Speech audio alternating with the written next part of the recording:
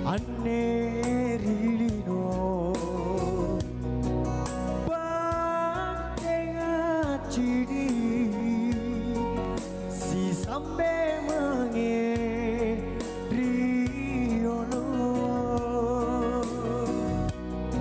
Bangkenga cini Si sampai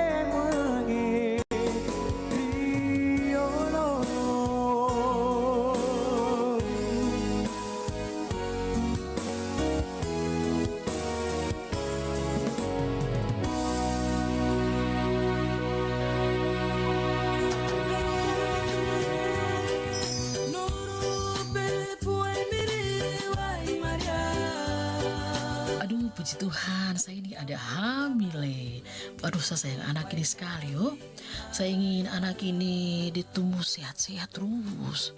Iyo Kak Mace, berarti itu sama nih, saya juga hamil Mace.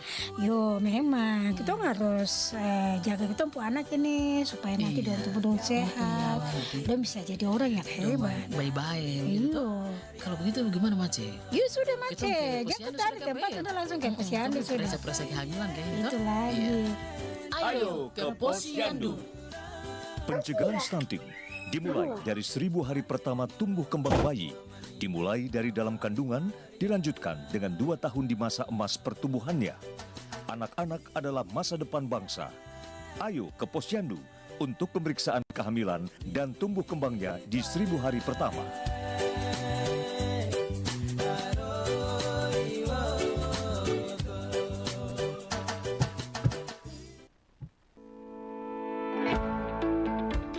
Siapa bilang wanita hanya bisa datang bulan? Wanita juga bisa ke bulan kok. Hah? Masa iya? Nih, kenalin. Kamu maksudnya wanita itu? Bukan. Dia adalah Christina Hammo Koch. Sebagai mission specialist, alumnus North Carolina State University bakal mencatat sejarah menjadi astronot perempuan pertama yang ditugaskan ke bulan. Karena dalam misi ke bulan, Christina bersama 3 pria rekannya, Jeremy Hansen, Red Wiseman, Victor Glover, dalam misi yang dinamakan Artemis II. Para astronot tidak akan mendarat di bulan, tetapi misi mereka akan membuka jalan bagi pendaratan kru berikutnya. Pada misi kali ini, Wiseman akan menjadi komandan, Glover akan menjadi pilotnya, dan Koch serta Hansen akan menjadi spesialis misi. Keempatnya mengulangi misi tahun 1968 yang dilakukan oleh Apollo 8 yang merupakan penerbangan luar angkasa manusia pertama yang mencapai bulan. Karena kita sudah berada di abad 21, jadi para astronot menggunakan teknologi yang dikembangkan NASA di bawah program Artemis yang dalam mitologi Yunani artinya saudara kembar Apollo. Walaupun tidak mendarat di bulan, tapi keempatnya menerbangkan kapsul mengelilingi bulan dalam misi yang akan dilaksanakan pada akhir tahun 2024 atau awal tahun 2025. Gimana? Masih meragukan kemampuan wanita? Sini-sini, aku kasih paham. Di para astronot menggunakan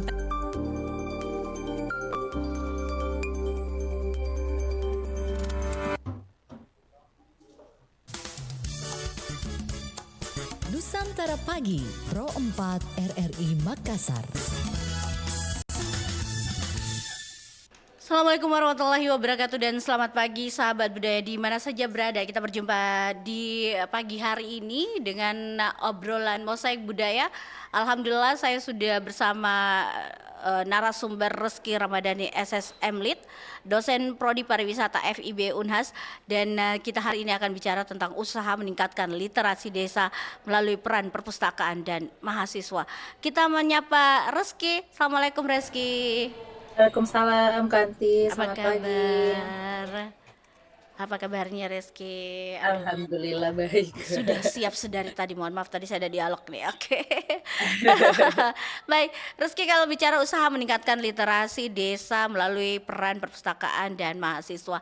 Nah Reski, kalau boleh tahu di mana tempat Reski dan mahasiswa atau teman-teman mahasiswa ini melakukan literasi desa dengan melalui peran perpustakaan itu sendiri. Silakan, di mana tempatnya Oke. Rizky, silakan. Baik, terima kasih banyak Kanti dan Iya. pendengar RRI Pro 4 hari ini. Jadi saya Reski Ramadhani sebagai dosen Prodi Pariwisata FIB Unhas, kebetulan juga menjadi tim kuliah kerja nyata di Unhas untuk tahun ini, Iya. Kanti. Nah, Mhm. salah satu yang berbeda dari KKN tahun ini Iya. dengan sebelumnya adalah karena adanya kerjasama Perpustakaan Nasional dengan Universitas Hasanuddin. Nah, Oh, iya. jadi Perpustakaan Nasional yang di Jakarta mengontak kami Mhm. untuk membuat kerjasama istilahnya KKN tematik literasi Mhm. yang memang tujuannya adalah meningkatkan literasi langsung ke desa. Iya. Nah, ini interesting kan, Tik, karena sebelumnya nggak ada yang Mmm. seperti ini. Jadi Mhm. biasanya mahasiswa itu Iya. kita tempatkan di suatu daerah dan mereka akan mengadakan proker berdasarkan permintaan desa atau permintaan Mmm. daerah tersebut. Mhm. Nah, tetapi untuk tahun ini karena ada kerjasama dengan Perpustakaan Nasional, Mhm. jadi memang temanya itu khusus untuk meningkatkan literasi. Mhm. Jadi dari perpustakaan sendiri sudah ada list Iya. perpustakaan-perpustakaan Iya. yang telah mereka berikan sumbangan 1.000 buku beserta Mhm. satu rak. Nah, jadi perpustakaan-perpustakaan desa yang sudah diberikan sumbangan 1.000 buku itu Iya. yang menjadi tempat kita atau tempat mahasiswa akan berkegiatan. Jadi program kerjanya mereka Mhm. itu akan diadakan di perpustakaan tersebut. Iya. Sehingga ada 3 model pekerjasama nih ceritanya kan, Mhm Ti. mhm. Jadi antara Perpustakaan Nasional ke Unhas Iya. dan Unhas ke Dinas Perpustakaan dan Perpustakaan. Kearsipan Provinsi juga Sulawesi Mhm. Selatan Mhm. yang di bawah ke Dinas Perpustakaan dan Kearsipan Kabupaten. Yang di Mmm. mana Kabupaten Dinas Perpustakaan dan Kearsipan Kabupaten ini yang akan membantu kita connect dengan teman-teman yang ada di perpustakaan desa atau perpustakaan daerah atau TBM. Jadi Mhm. ada istilah TBM, Kak, Taman Mhm. Baca Masyarakat, yang Mmm. biasanya mereka secara pribadi begitu dibuat oleh orang ya, maksudnya pribadi dari masyarakat dan Mhm. mereka buat perpustakaan tersebut untuk ya anak-anak di sekitarannya gitu, Kak. Jadi Reski dan kawan-kawan Gitu. mahasiswa membantu di sana ya untuk Iya, perpustakaan betul sekali. tersebut. Nah, Heeh, silakan. terus Langkah banget ini apa kan. yang awal biasa pada saat awal datang Mhm. nih? Kaget tidak dengan situasi sana atau apa yang Reski dan kawan-kawan Nah, lakukan? betul, ini interesting kan, Iya. karena kan jadinya Unhas itu ada 70, Kak, banyak banget itu. Ada 70 70 mahasiswa. desa Oh, 70 yang desa, oke. iya, Mhm. 70 desa yang kami kerjasama, di mana desa tersebut ada representasi satu perpustakaannya. Nah, Mmm. di perpustakaan ini menarik, Kak, Iya. Anti, karena semuanya beda-beda modelnya. Jadi Heeh. ada perpustakaan yang dia di dalam kantor desa. Heeh. Jadi bukunya ada di kantor desa Iya. dan ya semua pokoknya perpustakaan itu di dalam kantor desa. Jadi Mhm. biasanya ada kegiatan pun berarti kegiatannya di kantor desa. Nah, ada juga Mmm. perpustakaan yang berdiri sendiri di rumah Iya. warga yang Mhm. memang di mana warga tersebut yang punya gitu kan istilahnya, Kak. Iya, betul, Nah, heeh. terus ada juga yang tipe perpustakaan yang baru banget, Kak. Jadi yang Mhm. kayak bukunya itu baru yang sumbangan dari Perpusnas, belum ada Mhm. buku-buku yang lain. Iya. Tapi banyak juga perpustakaan yang sudah maju sekali, Kak. Mhm. Yang literally mereka itu mewakili Sulawesi Selatan Iya. untuk lomba perpustakaan di nasional. Jadi Mmm. semuanya sudah lengkap. Mhm. Ada buku berbagai macam Mhm.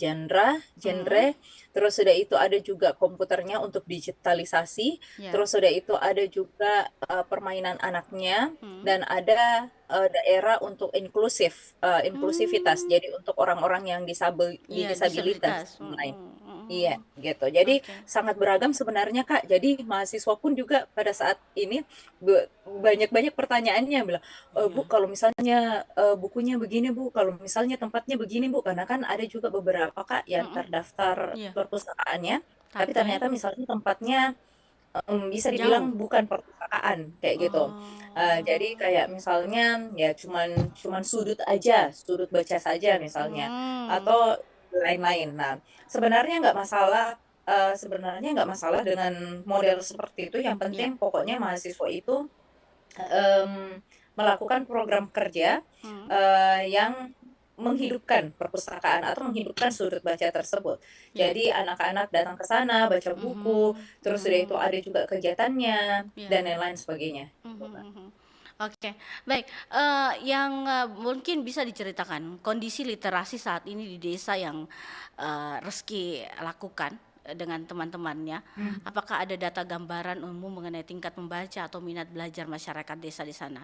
Boleh, Reski? Hmm.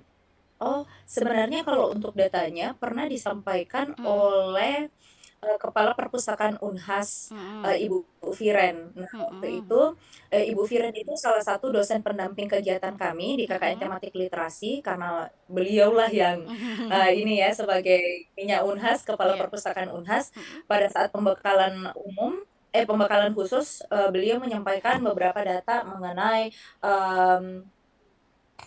tingkat literasi di desa, Kak Anti. Iya. Nah, nggak bisa saya sebutkan exact number-nya Boleh. karena dia ada di PPT khususnya Ibu Viren kalau nggak salah sebelumnya. Iya. Jadi tapi sebenarnya Kak, secara provinsi, Iya. Sulawesi Selatan itu lumayan naik tingkat literasinya Oke. secara keseluruhan. Seluruh Sulawesi Selatan. Jadi dari ke tahun itu lumayan tinggi Kak, kayak kalau nggak salah di sini datanya 94,11% untuk Sulawesi Selatan kayak gitu.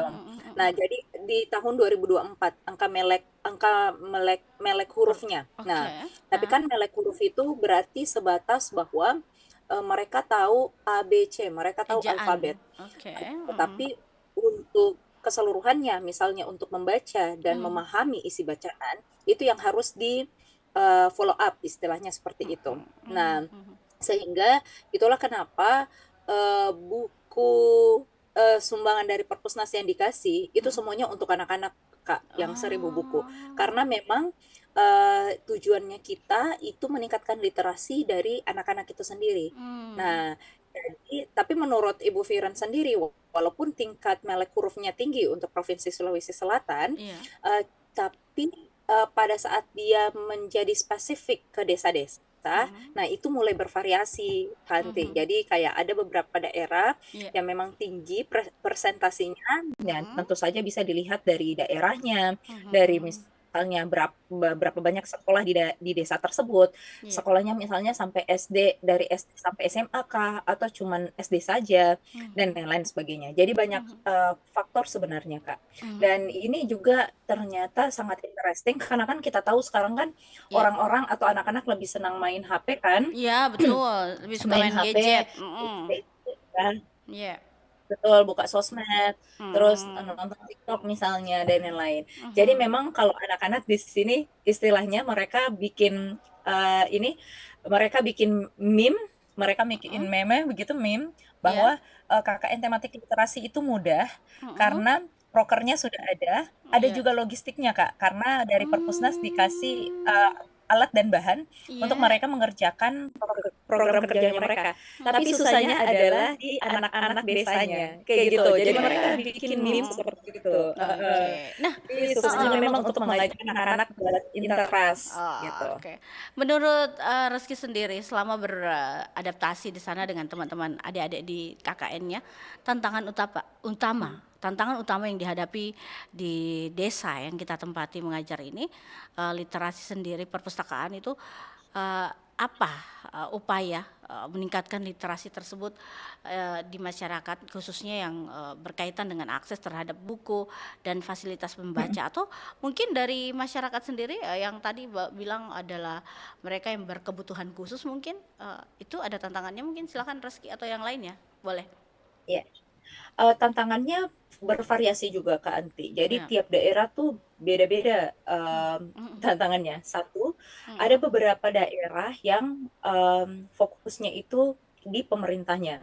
Jadi memang dari kepala desanya atau Iya. Pak Lurahnya, kepala lurahnya itu mereka menganggap literasi itu bukan hal yang prioritas. Mhm. Sehingga mereka menganggap bahwa ya nggak terlalu penting itu tantangan Iya. pertama. Jadi Mhm. tantangan tuh ada juga di skala pemerintah desa kayak Mhm. begitu, Kak Anti. Iya. Jadi misalnya dilihat dari program-program atau Iya. dilihat dari kegiatan-kegiatan masyarakat itu kan Mhm. mereka biasanya nggak terlalu fokus ke peningkatan literasi.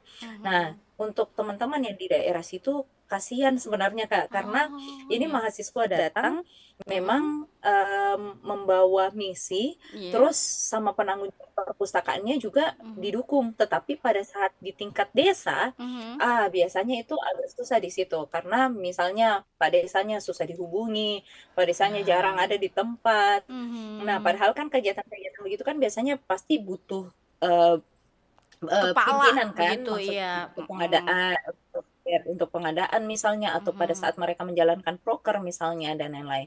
Jadi ada juga tantangan seperti itu. Mhm. Untungnya saja penanggung jawab perpustakaan biasanya di daerah setempat selalu membantu teman-teman mahasiswa kami. Ya jadi untung saja kita kayak sudah ada kerjasama dari Iya. awal, maksudnya connect dari awal sebelum mahasiswa ke sana supaya bisa membantu bimbing dan mengarahkan teman-teman yang pada saat sampai di daerah masing-masing. Itu tantangan pertama. Yang kedua, Oke. Ya.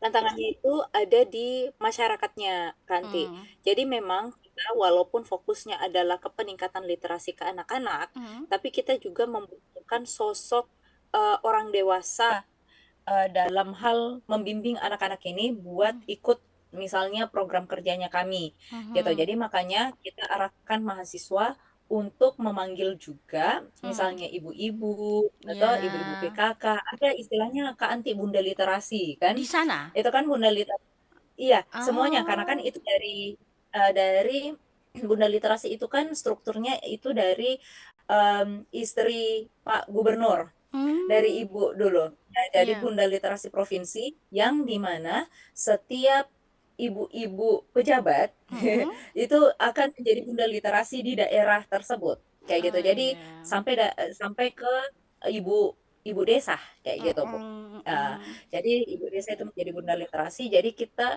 arahkan mahasiswa untuk, mmm juga apalagi namanya, punya koneksi ke Bunda Mhm. Literasi Iya. supaya membantu program kerja. Mhm. Nah, Mhm. terus, selanjutnya Mhm. jadi memang karena kita tahu bahwa tantangannya itu ke masyarakat sekitar, Iya. makanya kita butuh sosok yang membantu, eee, memfasilitasi supaya, ada yang membaca gitu, atau misalnya Mhm. mengajak teman-teman atau anak-anak untuk datang ke perpustakaan. Nah, Mmm. sebenarnya Iya. penanggung jawab perpustakaan bisa juga dalam hal ini, tapi kalau kita punya sosok lain kan bagus juga sebenarnya Mmm. itu. Mhm. Mhm. Jadi diarahkan juga misalnya ada anak muda yang mungkin juga anak mahasiswa tapi bukan dari Unhas, Mhm. terus tinggal di sana dan mau dan senang juga melakukan hal tersebut, maka bisa diajak untuk menjadi Oh. fasilitator. Heeh, Seperti seperti itu, itu. Kak. Oke. Tantangan Heeh. selanjutnya Iya. tentu saja ke pesertanya, ke anak-anaknya. Oh, Nah, anak-anaknya. ini Kenapa juga anak-anaknya berkaitan. itu? Iya. Kan agak Nah, agak agak karena mau main gitu, ndak mau kadang-kadang betul. membaca sedikit teh bosan lagi, maunya main. Nah, bagaimana polanya di sana mungkin, kayak tantangannya apa nih Nah, sebenarnya? betul betul, Kak Anti. Jadi tiap daerah juga beda-beda sekali, Kak Anti. Jadi Oh. itu memang Mhm. disesuaikan dengan perpustakaannya. Mhm. Jadi Mhm. contoh misalnya Iya. perpustakaan TBM Rakit yang ada di Goa, Mhm. Kelurahan Batangkaluku kalau nggak salah. Iya. Rakit Goa itu memang dari awal dari mereka berdiri Mhm. itu sampai sekarang mereka konsisten untuk memberikan pelayanan kepada anak-anak atau masyarakat sekitar mengenai buku bacaan. Nah, Mhm. karena mereka konsisten Iya. sehingga dengan adanya mahasiswa tidak berpengaruh sama sekali, maksudnya, malah semakin ramai gitu, Mhm. semakin banyak gitu. Karena memang Mmm. dari awal, masyarakat sekitarnya sudah diajarkan bahwa, Iya. mereka bisa membaca kapan pun di TBM tersebut gitu. Mhm. Bahkan kata anak-anak itu, "Bu, jam 9 itu anak-anak sudah ketok-ketok pintu, mau dibukakan pintu, Itu, mau mi baca buku," kayak itu, gitu. Nah, sampai heeh. segitunya. Alhamdulillah. Yes, jadi tergantung juga dari daerahnya. Tapi ada juga daerah Iya. yang kayak, oh susah kayaknya dipanggil anak-anaknya. Jadi Mm. kalau seperti itu maka concernnya kita adalah kembali ke sekolah. Jadi kita arahkan program kerjanya ke SD, PAUD di sekitaran situ, dan kita kerjasama dengan gurunya untuk ya melaksanakan kegiatan tersebut kayak gitu, melaksanakan prokar, membaca nyaring misalnya dan lain-lain gitu kan, Dek. Gitu. Jadi langsung terjun saja ke sekolahnya langsung ya para mahasiswa Iya, KKN iya. ini.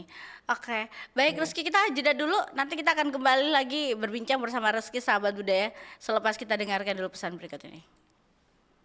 Aku ginjal, organ kecil yang tersembunyi di balik tulang rusukmu. Dan aku punya cerita yang mungkin jarang kamu dengar.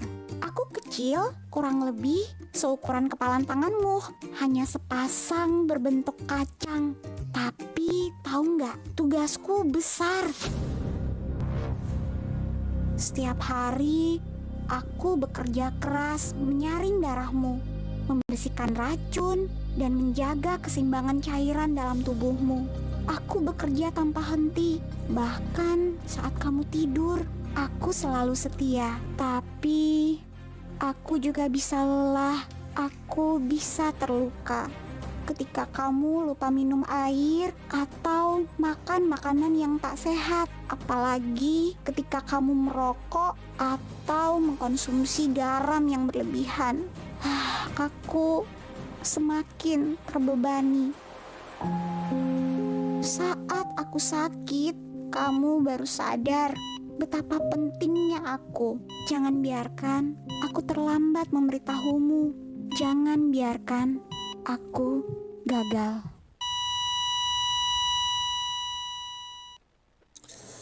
Aduh, ternyata nggak bener ya info ini.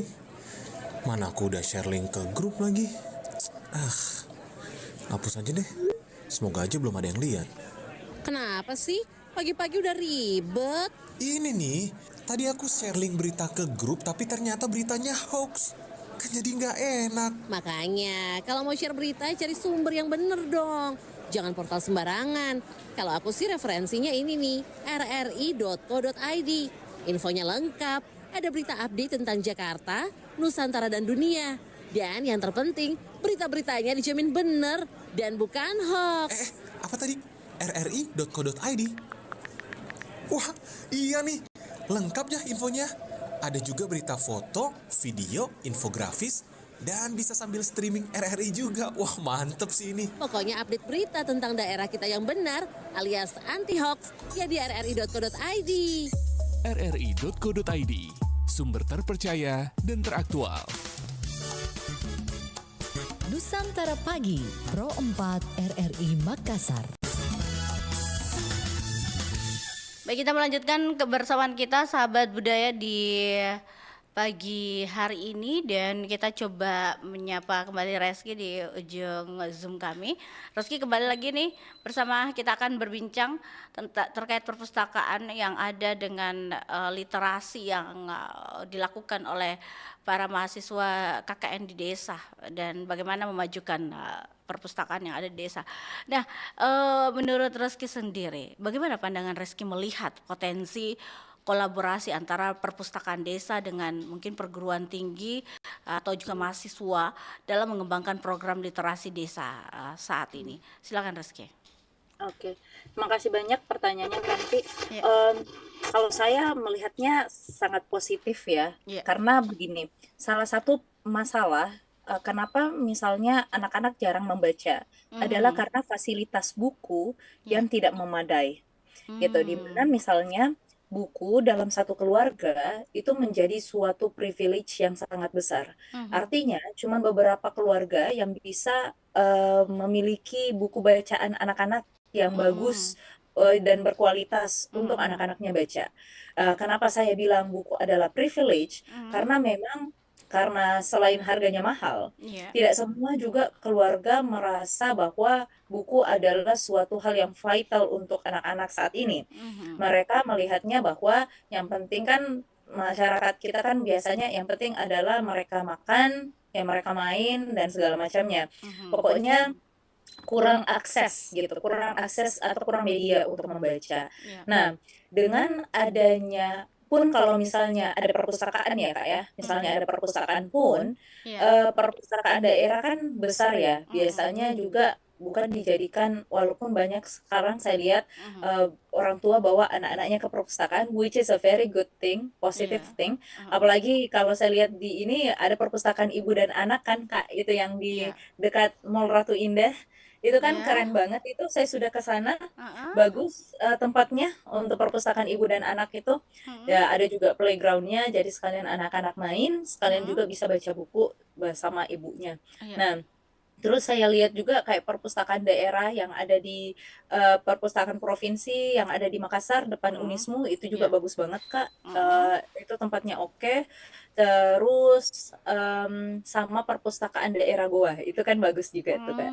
Nah, jadi walaupun, saya sebenarnya suka sekali dengan bagaimana pemerintah, sudah memberikan fasilitas yang sangat mumpuni kepada masyarakat sekitar untuk, ceritanya menggunakan fasilitas tersebut ya secara free. Iya. Tetapi tidak semua keluarga atau tidak semua anak-anak, atau orang tua juga mengajak anak-anaknya ke sana gitu. Sehingga memang perpustakaan daerah atau perpustakaan kecil-kecil ini yang kita, kerjasamakan, itu penting untuk menyasar orang-orang yang nggak bisa pergi jauh misalnya. Jadi memang perpustakaan ini ada di antara masyarakat sekitar, jadi dia ada di tengah-tengah mereka. So, if they cannot go misalnya mereka nggak bisa ke perpustakaan daerah yang besar, yang cantik, yang mewah itu, Iya. dengan fasilitas yang lengkap, tentu saja perpustakaan-perpustakaan ini yang menjadi, apa ya, yang menjadi, garda pertama istilahnya untuk Iya. mengenalkan literasi ke, masyarakat sekitar. Nah, dengan kerjasama dari Perpusnas yang memberikan 1.000 buku ini, buku-buku anak berkualitas, Iya. menurut saya dan bagaimana mahasiswa mengolah buku bacaan ini menjadi sesuatu, menjadi sesuatu kegiatan. Karena kan kegiatannya mereka ada kayak membaca nyaring, Oh, terus ada juga iya. membuat proyek berdasarkan buku bacaan, terus ada juga, mengulas buku, cerdas mengulas buku, ada juga menulis cerita berbasis bahan bacaan. Jadi ujung-ujungnya buku bacaan yang mereka baca ini enggak sesimpel mereka baca saja, bersifat pasif, tetapi output-nya ada Kak. Jadi dari buku bacaan mereka mengeluarkan suatu kegiatan, proyek misalnya ada yang mereka buat, terus sudah itu dari buku bacaan mereka menulis cerita karena terinspirasi misalnya. Iya. Dari buku bacaan mereka bisa menjelaskan kembali atau mempresentasikan isi ceritanya tuh seperti apa. Nah, itu semua output-output yang mahasiswa kami, lanjutkan gitu. Dari Iya. setelah perpustakaan memberikan buku, sumbangan buku, mahasiswa kami yang mengolah buku tersebut menjadi suatu kegiatan, sehingga proses membaca jadi menyenangkan gitu Kak. Jadi proses membaca nggak sebatas bahwa saya sendiri membaca, tetapi bisa saya membaca bersama teman-teman atau berkegiatan bersama teman-teman, seperti itu. Oke, oke. Nah, Rizky, kalau Rizky sendiri dan mungkin teman-teman lakukan, jika ada program apa saja yang sudah dijalankan oleh perpustakaan desa untuk menarik minat baca masyarakat. Nah, jika belum, program seperti apa yang idealnya yang bisa diterapkan di desa untuk mengembangkan literasi masyarakat desa sendiri? Silakan, Rizky. Iya. Thank you so much Kak. Beberapa daerah itu, beberapa perpustakaan itu sudah lumayan aktif dari segi berkegiatannya Kak. Jadi mereka biasanya setiap minggu atau setiap berapa bulan sekali itu misalnya mengadakan kegiatan membaca nyaring. Nah, membaca nyaring ini kegiatan yang paling mudah dilakukan dan efeknya juga besar. Kenapa saya bilang efeknya besar?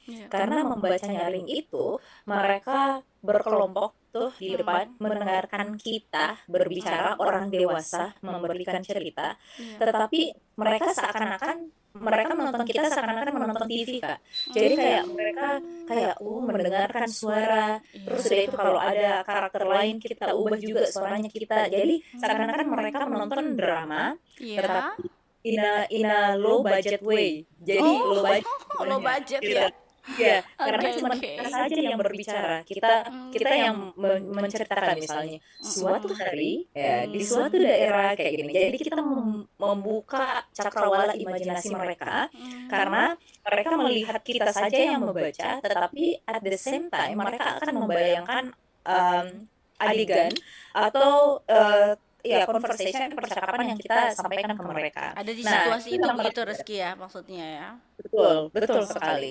Itu paling mudah Kak untuk dilakukan. Dan beberapa daerah sudah banyak, beberapa perpustakaan rajin atau secara konsisten mengadakan membaca nyaring tersebut. Nah, cuman memang banyak sekali perpustakaan yang bersifat ya yang penting ada bukunya, ada penanggung jawabnya, ya udah itu aja. Tidak ada kegiatan sama sekali kayak gitu. Nah, Dan itu itu pernah mungkin terjadi Reski. ada. Iya, ada di beberapa daerah. Jadi memang bukunya tersimpan di situ aja. Ditaruh dan kalaupun ada yang baca ya ada, kalau enggak pun ya nggak apa-apa kayak gitu. Jadi memang disimpan saja begitu kan, nggak ada kegiatan. Nah, itulah kenapa itu menjadi salah satu tugas kita, Kak. Jadi dalam artian bahwa pada saat mahasiswa kami datang mengadakan kegiatan, Iya. kalau misalnya hasilnya positif, maka pemerintah desa atau penanggung jawab perpustakaan bisa melanjutkan hal tersebut kayak begitu. Kita maunya sih lebih sustainable dalam hal Iya. seperti itu, berkelanjutan dalam hal seperti itu, Kak. Betul Gitu. sekali. Nah, bagaimana pandangan Reski mengenai potensi kolaborasi antara perpustakaan desa tadi dengan perguruan tinggi dan juga bagaimana apa ya namanya masyarakat sana melihat ya tahu ada mahasiswa datang mau kasih belajarkan kita membaca mengembangkan pikiran kita. Nah, sejauh mana mereka menanggapi hal ini? Apakah positif atau bagaimana nih Reski di sana? Ya. Kalau pertama potensi kerjasama ya Kak ya dengan Perpusnas dan ini kita lihatnya malah kemungkinan besar tahun depan itu lebih banyak lagi Kak. Karena ternyata ini kan baru pertama kali nih Perpusnas mengadakan KKN tematik literasi, mengajak beberapa kampus. Jadi nggak cuma Unhas Kak. Jadi ada juga IPB, ITS, Halualeo, pokoknya banyak banyak universitas yang ceritanya bergabung dalam KKN tematik literasi. Nah, KKN tematik literasi ini baru tahun pertama dan kalau outputnya bagus Kak, kemungkinan besar tahun depan itu akan bertambah banyak dari segi universitas yang bergabung atau dari jumlah desa per universitas. Jadi kemungkinan besar yang kami tahun ini 70, kemungkinan besar tahun depan mungkin bertambah Kak. Jadi pertama mungkin kayak 100-an lebih kayak gitu, kemungkinan besar gitu. Dan itu Supaya dibagi ya Iya. Unhas dan lain-lainnya. Iya gitu Kak, kayaknya akan lebih banyak mencakup banyak daerah karena kan ini daerahnya kalau kami di Unhas ada 10 kabupaten nih Kak yang diajak kerjasama. Iya. 10 kabupaten kayak gua paling banyak dengan 24 desa. Takalar itu 11, Jeneponto 14. Terus sudah itu kayak yang lainnya itu sedikit-sedikit. Jadi kayak Pangkep 3, Bulukumba 4, Sopeng 5, Maros 1, Toraja Utara 1 dan lain-lain. Bone 2, Sinjai 5 kayak gitu. Ini Jadi dalam total ada setahun ini. Iya, tahun ini. Udah deh. Jadi kita menyasar 10 kabupaten dengan 70 desa yang tergabung banyak kayak gitu kan. Nah, kalau dilihat dari masyarakat, mereka ya kalau masyarakat kan kadang senang ya kalau anak KKN datang ya kan. Betul. Mereka happy itu kan kayak lihat anak-anak muda apa anak kerja ini mereka juga excited ya mama-mamanya, anak-anaknya kayak gitu. Jadi memang kalau dari teman-teman sendiri saya lihat pun postingan-postingannya alhamdulillah semua masyarakat melihatnya dengan dari segi positif ya Kak ya, mereka happy, mereka senang dengan kegiatan-kegiatannya mahasiswa. Dan ini ditambah lagi karena memang secara spesifik ke KKN tematik literasi, jadi masyarakat sekitar dalam hal ini penanggung jawab perpustakaan dan staf-stafnya itu benar-benar juga in charge untuk setiap proses program kerjanya mahasiswa, Kak. Bahkan ada kayak Dinas Perpustakaan dan Kearsipannya Jeneponto dan Takalar, mereka benar-benar mengarahkan mahasiswa yang kayak biasa datang ke posko, terus udah itu kayak melihat juga, membantu juga, atau mengajarkan juga mahasiswa bagaimana misalnya katalogisasi atau digitalisasi terhadap buku dan lain-lain. Jadi dengan kerjasama dengan Dinas Perpustakaan dan Kearsipan pun kita ya melihatnya bahwa sangat sangat terbantu gitu Kak dari ininya untuk mahasiswa kami. Oh, Gitu. alhamdulillah. Oke. Nah, bagaimana pandangan mahasiswa sendiri di perguruan tinggi Unhas mengembangkan program literasi di desa? Apakah kolaborasi ini berjalan dengan masyarakat sendiri atau bentuk kontribusinya apa ini yang efektif yang bisa diberikan oleh mahasiswa, misalnya KKN, program pengabdian ya masyarakat untuk meningkatkan literasi di desa. Silakan, Reski. Ya. Jadi memang dari program kerja ini kan kebetulan memang dari program kerjanya kami itu sudah terpack Kak. Jadi sudah ada memang list program kerja yang harus mahasiswa lakukan. Jadi mahasiswa tuh nggak perlu berpikir lagi program apa yang mereka mau kerjakan karena sudah ada terlist. Nah, Iya, tahu. ini lucu Kika karena Pengalamannya nggak nih, semua pengalamannya. mahasiswa ya, nggak semua mahasiswa menganggap itu sesuatu hal yang mudah ternyata. Jadi ada banyak mahasiswa kami itu pas di mereka bagian KKN tematik literasi, Iya. mereka bilang, aduh banyaknya yang mau dikerja ini. Karena memang total itu mereka ada 14 proker Kak. Cuman mereka itu kiranya 14 proker, tapi ternyata 14 proker itu kayak proker ya yang kecil-kecil ya gitu, seperti misalnya membaca nyaring, buat kegiatan mengulas buku, membuat lomba misalnya, terus apa buat games, kayak hal-hal kecil-kecil sebenarnya Kak, tapi memang banyak gitu. Dan nggak semua ternyata mahasiswa melihatnya sebagai sesuatu yang gampang nih karena ada memang nih proker, nggak mesti Kak berpikir kayak gitu dan Iya betul.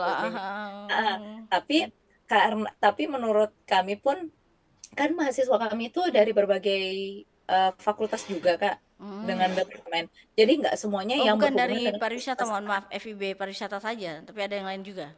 betul. Nggak cuman pariwisata, nggak cuman fakultas ilmu budaya, tapi ya random ada teknik, FIKP, pertanian. Jadi memang balik lagi literasi itu kadang not for all, nggak semuanya gitu, nggak semua orang enjoy membaca, nggak semua orang enjoy ini. Jadi lucu mereka tanggapannya gitu. Tapi pada saat mereka sampai, ya pada saat mereka ini dan melihat bahwa oh ternyata ada logistiknya, mereka kan ada alat dan bahannya nih Kak, untuk jadinya kan mereka berkreasi tuh, mereka berkreasi membuat apakah dekorasi, membuat hal-hal yang kreatif begitu Kak. Jadi jadinya ya mereka happy, mereka senang karena kayak mereka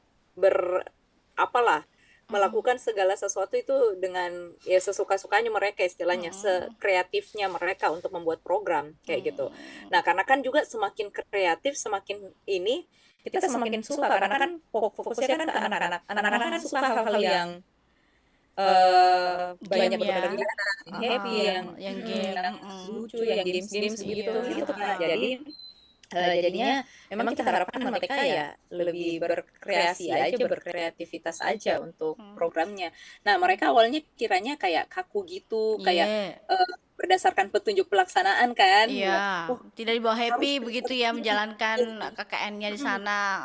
Betul. Lah haruskah seperti ini Mem? Kalau tidak ada gimana? Ya kalau tidak ada berarti ya dicarikan solusi, dibuatkan ini, pokoknya bagaimana lah. Nggak mesti memang sekaku itu, karena kan KKN kan dinamis sekali ya Kak ya. Maksudnya banyak hal yang terjadi di lapangan gitu. Kadang nggak sesuai dengan ekspektasi kita. Betul. Jadi Kadang hujan, kadang-kadang juga ini kondisi alam ya. Kita bicara kondisi alam, bukan hanya masyarakat tapi kondisi alam juga tidak berkenan untuk kita melakukan aktivitas itu siang hari atau malam hari begitu ya. Betul. Jadi sangat dinamis gitu. Jadi memang ya pintar sekarang namanya juga turun langsung ke lapangan ya, turun gunung begitu ya. iya. Yang awalnya kita bisa atur sebagaimana rupa, jadinya berbeda tiap case, tiap daerah tuh beda-beda case-nya. Jadi disitulah mahasiswa kami belajar bagaimana caranya mereka ini apalagi namanya problem solving. Terus udah itu bagaimana caranya mereka mencari solusi terhadap masalah. Terus kayak ya bagaimana lah gitu. Jadi kita arahkan ke mahasiswa untuk lebih dinamis melaksanakan kegiatannya kayak gitu. Nah, untuk selanjutnya Rizky, bagaimana cara memastikan keberlanjutan program literasi yang sudah dimulai, terutama setelah mahasiswa menyelesaikan program mereka di desa? Iya. Bagus sekali, Kak. Jadi memang begini, tentu saja kerja sama kita atau koneksi kita dengan penanggung jawab perpustakaan yang sudah ada nih, yang 70 desa ini, kita harapkan koordinasi kita tetap berjalan dalam hal saya kan ada grup dengan mereka, Kak. Kan ada grup dengan mereka nih. Jadi kita harapkan bahwa setelah ini pun, setelah mahasiswa ditarik pun, para penanggung jawab perpustakaan ini masih berkoneksi sama kita, masih sering juga, dan juga kita harapkan memang beberapa perpustakaan itu punya sosial media. Ada beberapa punya sosial media, Kak, dari Instagram, Facebook dan lain-lain untuk mempromosikan kegiatan-kegiatannya mereka. Nah, itu kita harapkan masih terkonek kita dalam hal itu supaya kerjasama tetap berjalan, dan juga hal-hal yang mungkin kita pun juga sebagai dosen kan kadang kita harus mengabdi, Kak, ya. Jadi maksudnya kan itu masuk dalam tridharma perguruan tinggi kita.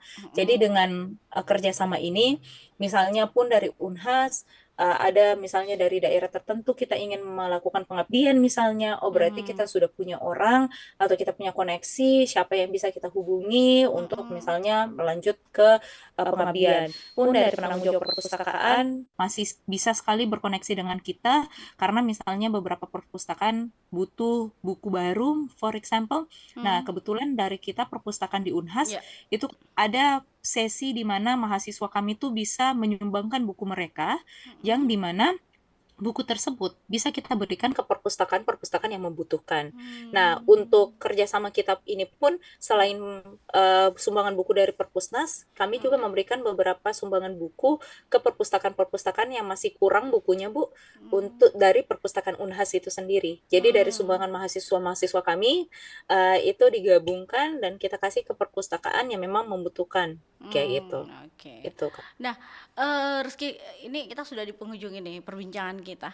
Nah, adakah contoh keberhasilan atau praktik baik dari desa lain yang menurut Rizky sendiri bisa diadaptasi dan diterapkan di desa yang Rizky lakukan penelitian atau peningkatan literasi itu sendiri? Nah, yang berikutnya, apa harapan terbesar dari Rizky dan kawan-kawan KKN untuk meningkatkan literasi di desa yang ada dengan adanya peran perpustakaan dan dukungan dari mahasiswa itu sendiri? Silakan Rizky, langsung closing. Ya. Oke, baik, Kak. Jadi tentu saja untuk perpustakaan kita harapkan bahwa dengan kehadiran mahasiswa kami itu semakin membuat perpustakaan itu semakin bersemangat untuk menghidupkan perpustakaannya masing-masing kayak gitu, Kak.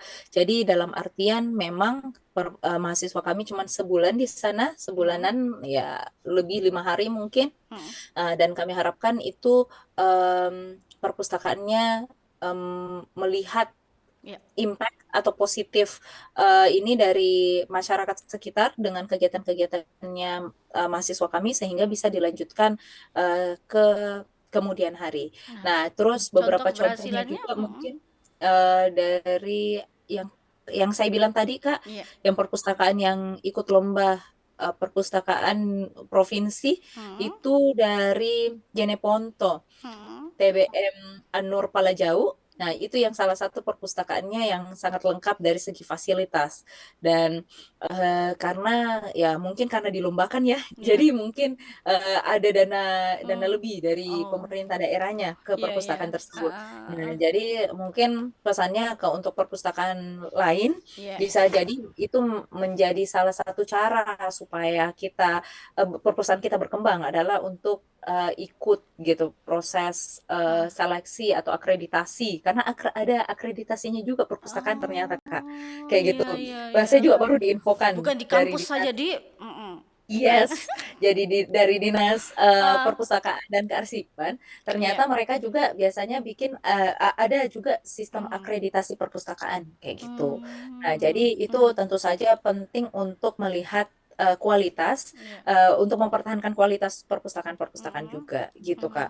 Dan tentu saja ya kita harapkan ya semakin meningkat ya literasinya, dalam artian masyarakat sekitar jadinya terbiasa bahwa pada saat anak-anak KKN, ada kegiatan di perpustakaan ini mau membaca, pada saat tidak pun tetap mereka datang. Jadi mungkin memang kerja tugas selanjutnya itu yang lebih susah Kak, dalam artian untuk mempertahankan ini buat teman-teman atau masyarakat desa atau anak-anak sekitar untuk tetap datang ke perpustakaan, baik ada atau tidak adanya teman-teman KKN kami kayak gitu. Dan semoga anak-anak kami, mahasiswa kami itu memberikan dampak positif dan juga memberikan membawa nama baik alma mater gitu di desa terkait, dalam hal ya mereka memberikan dampak yang bagus positif ke masyarakat. Itu mungkin Kak. Oke, terima kasih Reski sudah bersama kami di pagi hari hingga jelang siang hari ini. Reski Ramadhani, SSM Lead, dosen Prodi Pariwisata FIB Unhas. Kita bicara usaha meningkatkan literasi desa melalui peran perpustakaan dan mahasiswa. Sampai jumpa Reski, sukses untuk aktivitasnya. Iya. Terima kasih banyak Tanti. Sampai jumpa ya. Assalamualaikum warahmatullahi wabarakatuh. Waalaikumsalam warahmatullahi wabarakatuh.